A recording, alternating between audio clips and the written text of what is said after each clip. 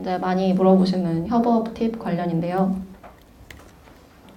협업은 사실 특히 이제 개발자랑 일을 안 해보거나 일을 해본 지 얼마 안 되거나 아니면은 개발자를 많이 만나보지 못했을 때 이게 되게 져줘야 되는 상황이 발생을 해요. 이제 굉장히 항상 디자이너들이 뭐 포럼이나 이런 데 올리는 고충 같은 건데 이게 사실 다 할 수 있어요. 까다롭고 귀찮아서 안 하는 거지.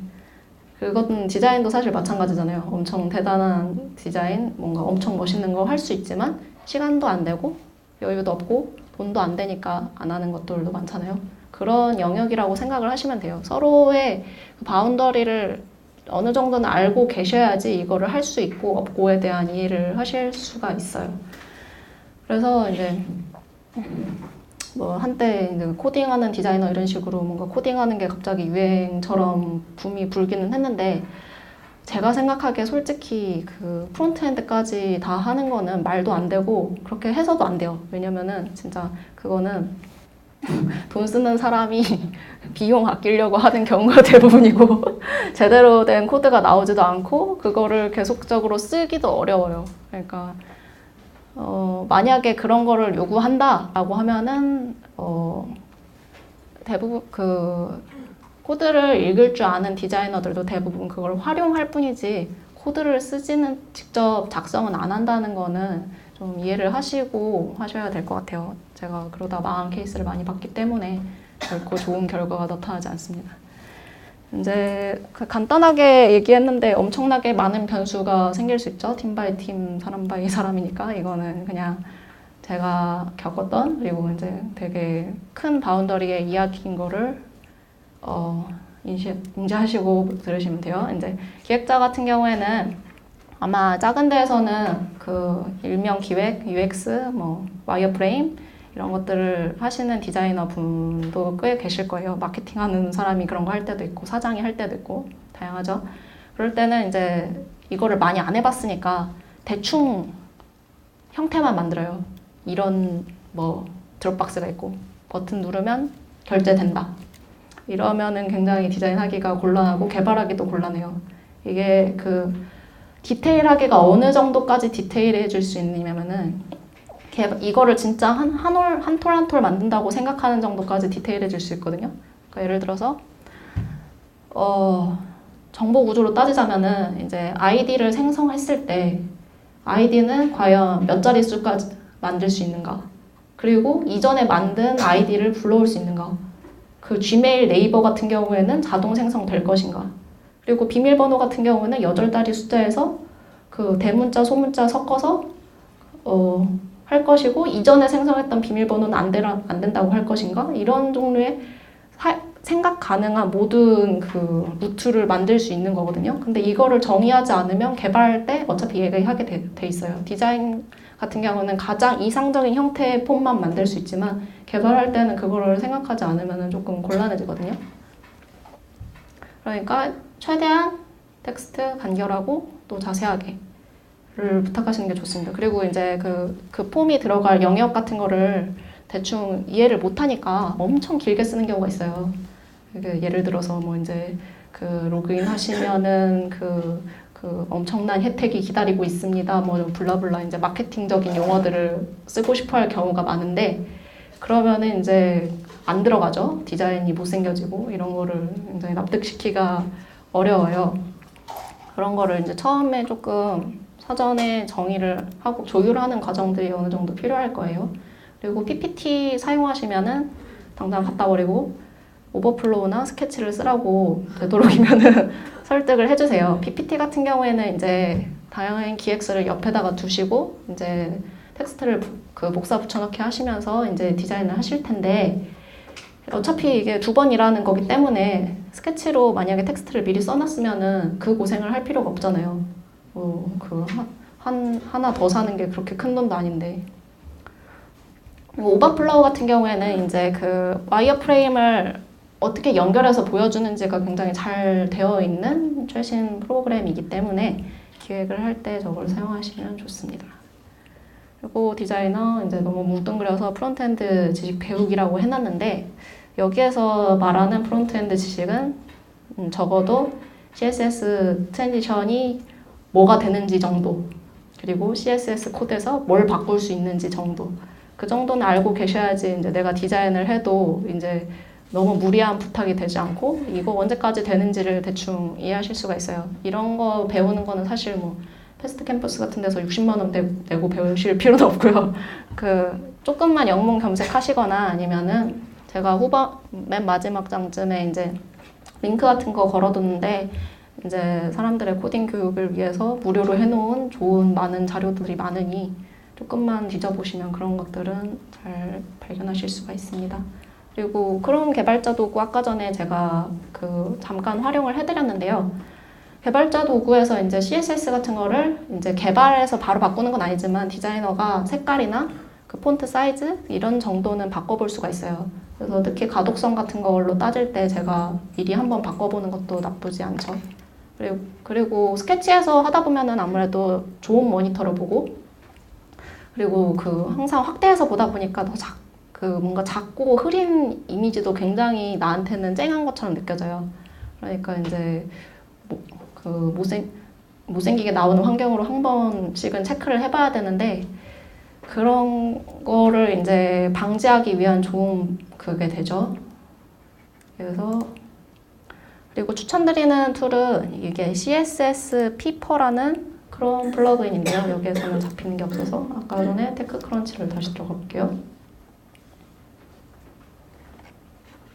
이 CSS 피퍼라는 거를 이용을 하시면은 여기에서 현재 어떤 폰트, 어떤 사이즈로 하고 있는지, 어떤 컬러 쓰고 있는지, 어떤 이미지를 코드가 아닌 SS로 처리하고 있는지를 확인하실 수가 있어요.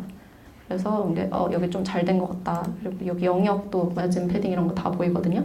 여기 좀 잘 만든 것 같다 싶으면 이렇게 한번 뜯어보시면은 대충 앞으로는 나도 이런 정도 사이즈로 이 정도 컬러를 사용하면은 멋있게 되겠구나를 대략감을 잡으실 수 있습니다.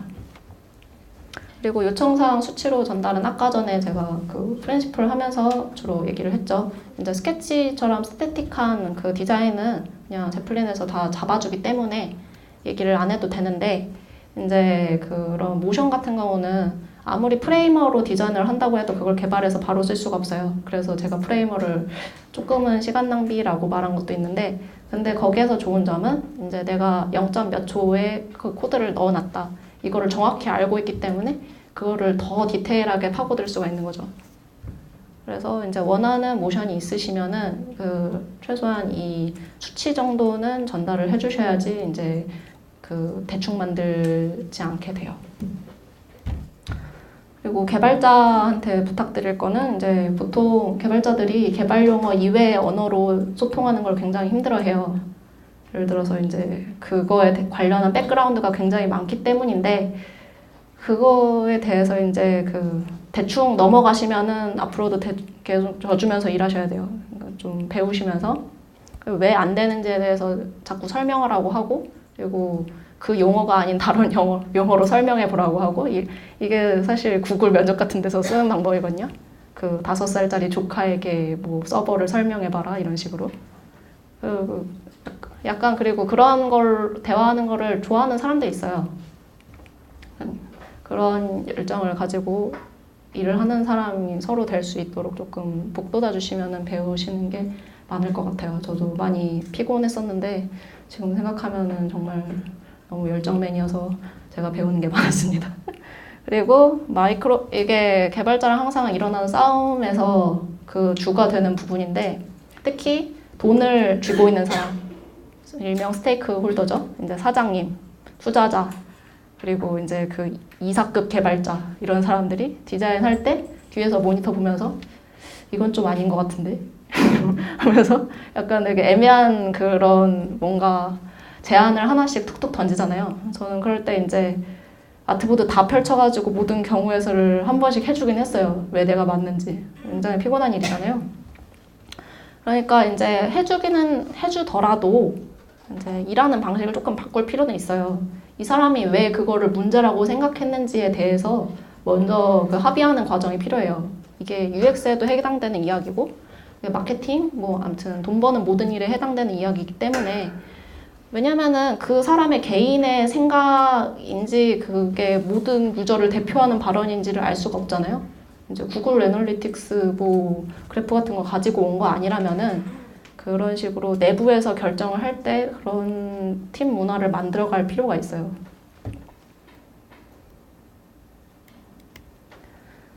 네, 일명 삽질 줄이기죠. 이제 한번 근데 이미 어느 정도 파일을 만든 상태라면은 심볼 지정을 하고 텍스트 스타일을 지정을 하고 이게 굉장히 까다로워요. 그래서 이제 보통 2.0이나 이제 그 메이저 업데이트 할 때나 한 번씩 바꾸면서 이제 그 스케치 파일이 이제 걸레짝이 되면서 계속 업데이트가 되는 건데 그래서 이제 마이너 업데이트까지는 잘 이거를 하시기가 어려우셔도 메이저 업데이트 할 때는 조금 이거를 체계적으로 스스로도 보기 편하고 이제 개발하기도 편하게 가이드를 정리해 가시면서 조금씩 수정해 나가시는 게 필요할 것 같아요. 안 그러면은 이게 쪽 디자인, 쪽 개발이 계속해서 이어지면은 엄청나게 프로젝트가 더러워지고 이거를 누가 결정했는지 그리고 이거를 결정한 사람이 어떤 상황에서 결정했는지 모르기 때문에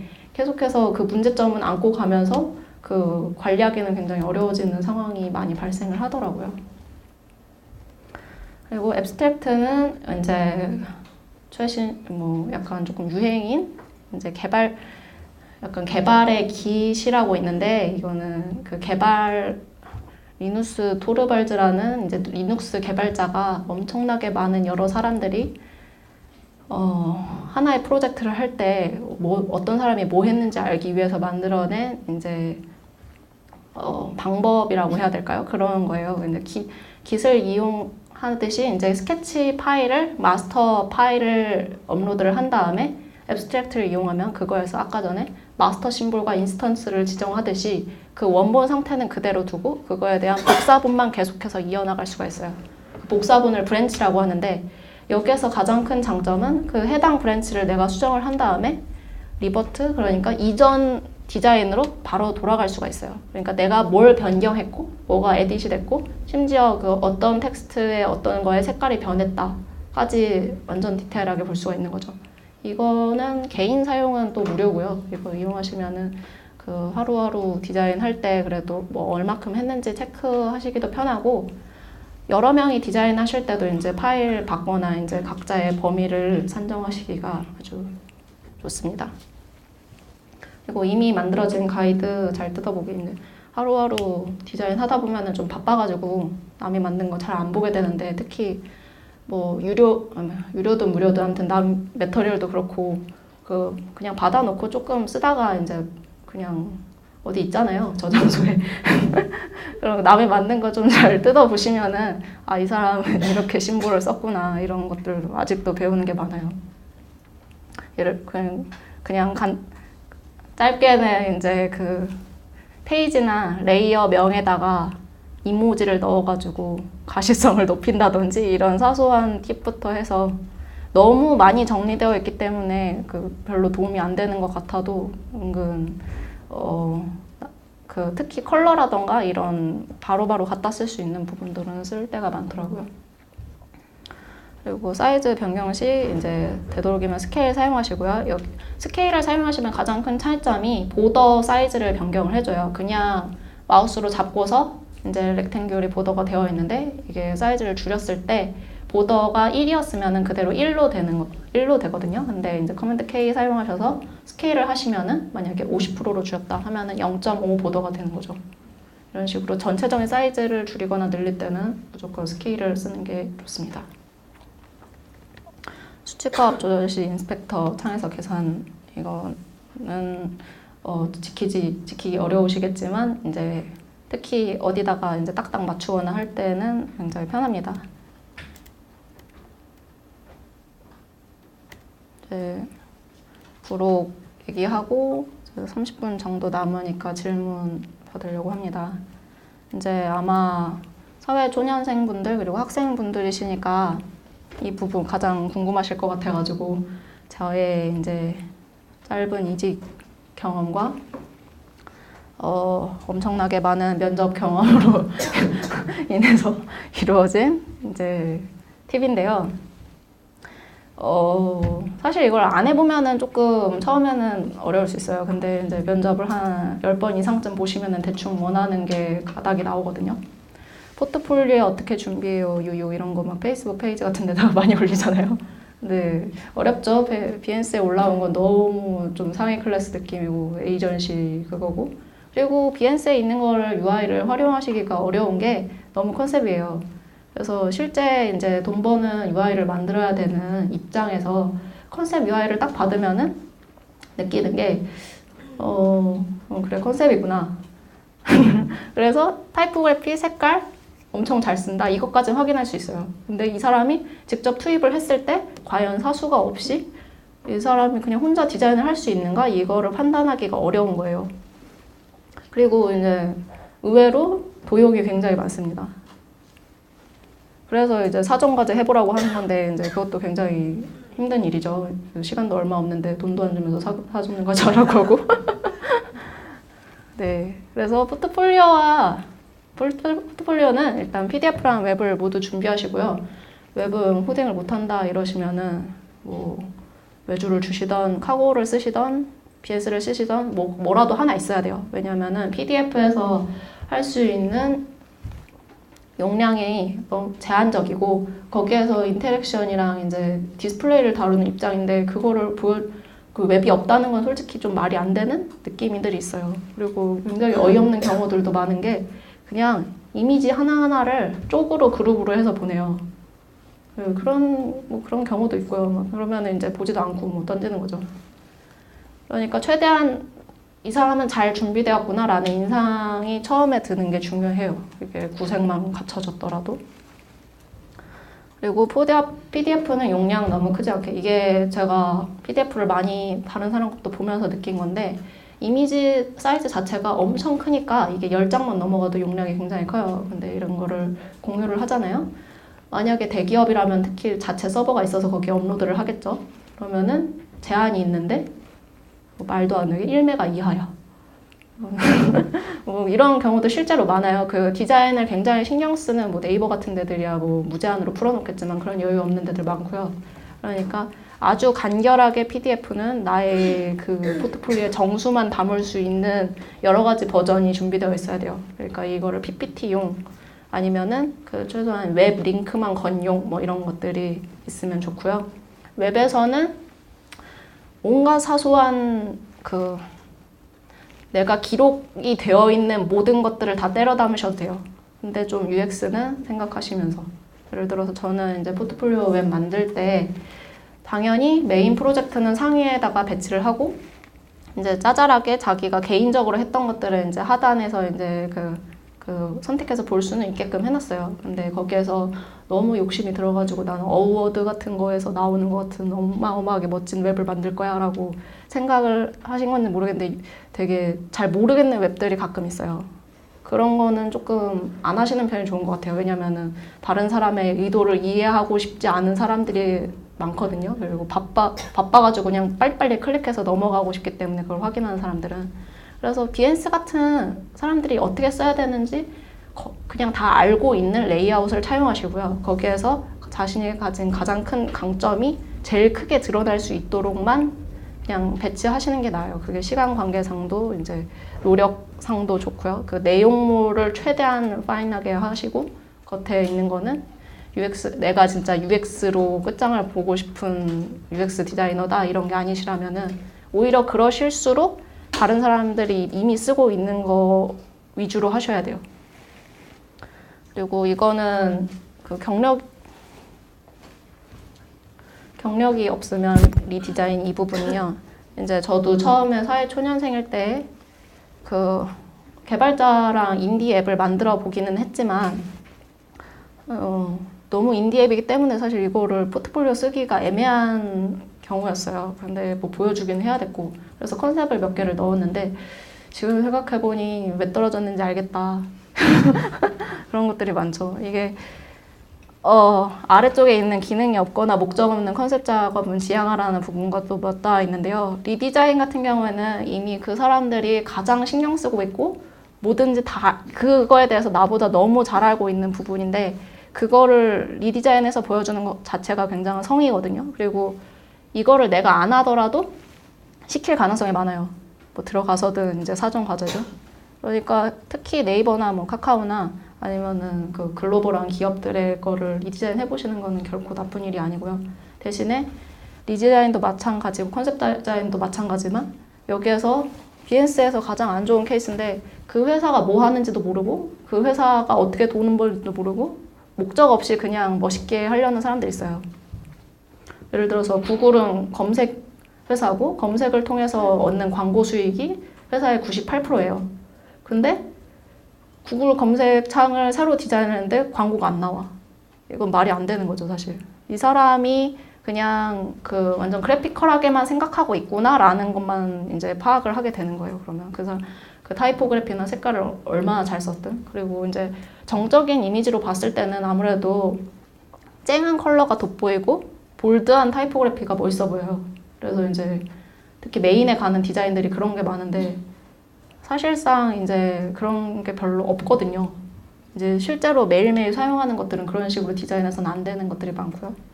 그러니까 그런 계열들을, 카테고리들을 이제 자기가 나는 이런 장점을 보여주고 싶다라는 부분들을 나누셔서 나는 이런 것도 할 줄 알고 이런 것도 할 줄 안다. 나는 사용성 개선을 할 줄 알지만 이런 멋있는 것도 할 줄 안다라는 거를 조금 나누셔서 하시는 편이 좋을 것 같아요. 포트폴리오가 한 뭐 5장 있는데 그게 다 비슷한 느낌이라고 하시면은 그렇게 많이 보여줄 필요가 없거든요.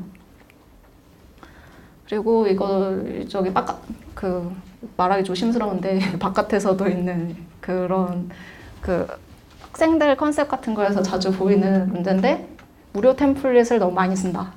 왜냐하면 내가 한 UI가 너무 수수해서 이제 화면을 여러 가지 보여줘야 되는데 이거는 보여줘도 되나 싶은 것들이 너무 많아서 막 기울이는 경우가 많아요. 그러면은 그냥 빼시고요. 차라리 그거 전체 화면이 나와 있는 플로우 같은 거를 첨부를 하시던가, 왜냐면 이게 사용성적인 부분에서 중요하다는 걸 알려주기 위해서. 그리고 굉장히 잘 된 주요 페이지들을 엄청나게 크게 그리고 디테일하게 그리고 어떻게 개선된지를 자세히 보여주시는 게 나아요. 기울인 걸로는 사실 아무것도 파악할 수가 없어요. 그냥 이런 색깔을 썼구나 정도. 그리고 뻔한 질문 예시는 이제 뭐 한 번씩 다들 받아보셨을 질문인데 디자이너랑 앱 뭐 좋아하냐? 이게 굉장히 초반에 나오는 질문이고 노림수가 있는 질문이에요. 그리고 현재 유행하고 있는 앱을 하면은 말릴 가능성이 커요. 특히 이제 그 UX 직군이라고 하면은 이게 더 까다로울 수가 있는 일인데 GUI라고 하시면은 최대 뭐 다들 하나씩 있으시겠지만 그래도 유명한 걸 고르시는 게 좋아요. 왜냐면은 서로 소통이 안 된 상태에서 그걸 설명하기가 굉장히 어렵거든요. 그리고 당연하지만 그거를 선택했을 때 이유가 중요하죠. 이제 이걸 왜 골랐느냐? 그거를 잘 설명하실 수만 있으면은 사실 뭘 고르시든 상관은 없어요. 근데 그 회사가 뭐 하는 회사인지는 한번 다시 생각해 보시고 고르시는 게 좋아요. 그러니까 회사별로 답변 질문은 다 다르게. 그리고 해당 회사 제품 사용성 관련은 당연히 물어보는 질문인데 그 팀이 사실 그거 안 알고 있는 가능성도 크고 보통 이제 그냥 뭐 사실 혹평을 해주시는 편이 더 나아요. 그래서 뽑는 거거든요. 이제 디자이너 필요하니까. 그리고 혹평을 했으면은 나는 이거를 이렇게 엄청나게 잘 개선할 수 있다라는 부분으로 이제 자만심 있게 끌어 나가시는 부분이 중요하고요. 이제 무슨 역할 같은 경우에는 서점 과제가 없으면은 이 사람이 뭘 했는지 파악하기가 굉장히 어려워요. 이게 항상 지원자들이 회사를 욕하기 마련이지만 회사 입장에서도 이 사람이 말한 것밖에 믿을 수가 없어요. 특히 이 사람의 경력이 없는 상태에서는 그 체크가 불가능하거든요. 경력이 있으면은 그게 조금 더 수월하기 때문에 그런 것도 고려하시고 이직을 하셔야 되는 경우가 많아요. 이 사람의 평판을 특히 판교에서는 그냥 한 다리만 건너면 다 알 수 있기 때문에. 그래서 설마 제가 말했듯이 도용이라던가 아니면은 뭐 어디에서 잘 된 거 뭐 하나 가져 전체 프로젝트가 100%다 나는 10만 했는데 나는 100을 했다고 말을 한다던가 이러면은 굉장히 탄로날 가능성이 높습니다. 사전과제 리디자인 하라고 이미 뭔가 제품이 있고 규모가 있는 회사라면은 리디자인 해보라고 하는 경우가 많아요. 그것보다 작은 팀이라면은 그냥 즉석에서 뭔가를 만들어 보라고 한다던가 아니면은 아까 전에 뭐 그런 매터리얼이라던가 DPI 관련 질문 그런 정량적으로 측정할 수 있는 거를 물어보는 경우가 많았어요. 리디자인을 할 때는 저도 이게 리디자인을 할 때 이게 회사의 입장에서 생각을 하셔야 돼요. 이거를 도대체 왜 이렇게까지 하면서 메이저 업데이트를 하는가. 그리고 그 사용성 개선을 하는데 사용성 개선이라는 건 너무 커다란 이슈이기 때문에 거기에서 굉장히 디테일하게 들어가셔야 돼요. 예를 들어 로그인을 편하게 해서 가입자 수를 몇십 % 올리겠다. 거기에서 그런 정도의 디테일하면서 더더더 들어가실수록 좋아요. 이제 그런 목표가 없으면 사실상 리디자인 하는 의미도 없고요. 그냥 그래픽만 바꾸는 거는 다들 싫어하거든요. 그리고 이제 이거는 발표할 때 이제 다른 사람 발표도 많이 보시고 하실 테지만 이제 보통 자기 디자인 아니면 관심이 별로 없어요. 이제 제가 봤을 때 그 5장 넘어가면은 이제 흥미를 서서히 잃기 시작하기 때문에 이제 BS처럼 어마어마하게 나는 너무 멋있는 화면을 막 했고 막 뒤에다가 이제 합성한 거 막 보여주겠다. 이런 거는 최대한 앞으로 빼세요. 이제 임팩트를 줘야지 그나마 뒤에서도 보는 거고 초반에만 나는 폰트 뭐 썼고 나는 색깔 뭐 썼고 이런 거 그냥 보면 알아요. 수치를 그 가이드를 보고 싶을 수도 있지만 그것보다는 이제 보여주고 싶은 거를 빰 하고 터트린 다음에 이게 얼마나 멋있는지를 이제 점점 풀어나가는 2갈씩 구성으로 하시는 게 당연하지만 좋습니다. 보통 15분 안에 하라고 하고요. 이제 추천 도서는 그냥 한번 뭐 보시면 돼요. 이북으로 나온 것도 많고. 여기에서 스케치가 궁금하신 분은 이 책을 보시면은 사용하실 수 있는 기능 거의 다 나와 있어요. 이거 하나만 보셔도 될 것 같아요. 이거 말고 몇 개 더 있는데 이게 제일 좋은 책이었고요. 이거 같은 경우에는 이제 네이버 디자이너분이 쓰신 가이드인데 조금 올드해요. 근데 올드한데 아직까지도 유효한 부분들이 많기 때문에 한 번쯤은 읽어도 나쁘지 않은. 특히 이제 이거 이북으로 나와 있는데 이북은 무료이기 때문에 비용적인 측면에서도 괜찮고요. 이거는 UX를 조금이라도 관련 있는 사람이라면 한 번쯤은 봐야 되는 굉장히 오래된 책입니다. 그래서 예제들이 버튼이 막 올록볼록하고 굉장히 올드한 웹이지만 그럼에도 불구하고 거기에 이제 개편판을 내면서 작가가 말했듯이 아직도 유효한 부분들이 많아요. 그리고 스타트업 다니시면은 스타트업의 정수라고 할 수 있는 책이죠. 이거는 보시면은 설명 중소 이상 규모라고 하시더라도 이상적인 프로젝트 관리가 무엇인지에 대해서 아실 수 있고요. 이거는 그 대형 기업, 우리가 멋있어하는 기업들, 구글, 애플, 마소 이런 데들이 이제 어떻게 시작되었고 어떻게 제품을 만들어 왔으며 그들의 흥망성쇠를 이제 알기 쉽게 한 권에 담아냈기 때문에 보시면은 도움이 되실 겁니다. 참고 사이트는 앞부분에서 이해하기 힘드신 부분들이 많았을 텐데 이 링크들 하나하나 따라가 보시면서 영문이라서 귀찮으시겠지만 구글 번역 플러그인이라도 이제 돌리셔서 한 번쯤은 읽어두시면은 그 미래의 나에게 도움이 되는 자산들입니다.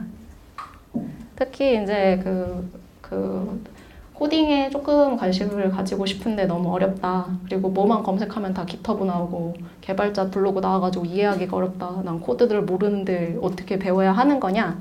라는 분들은 여기 부분들을 따라가시면은 이제 그 완전 초 입문자들에게 좋은 문서와 그리고 이제 동영상, 무료 동영상 강의들이에요. 저도 이걸로 배웠고. 이것만 그냥 이해하시는 정도면은 일하시는데 아무런 문제가 없을 겁니다.